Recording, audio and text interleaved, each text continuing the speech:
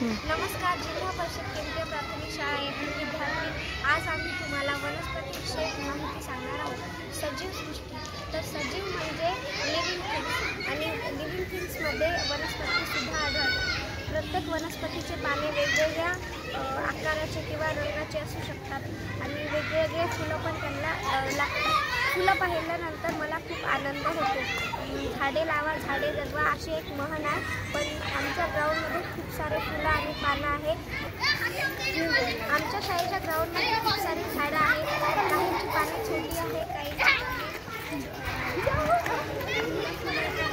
फुलं नाही, काहींची फुलं मोठी आहेत. जसं आता इथे बघा, हे इथं काय दिसत आहे आपल्याला, बघा बरं यांचे हे सगळे सारखेच दिसत आहे का?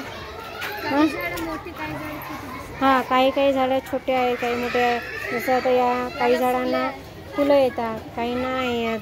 जसं हे जर बघितलं तर याचे पानं बघा, हे पानांची रचना बघा, आहे की नाही?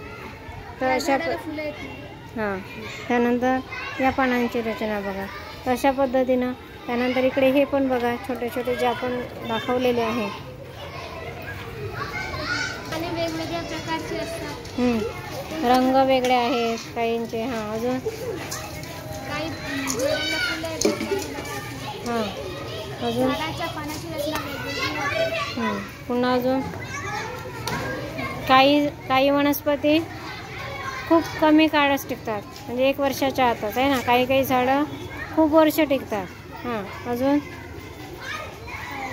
तर अशा पद्धतीनं प्रत्येक वनस्पतींमध्ये काय असते, आपल्याला विविधता आढळून येते.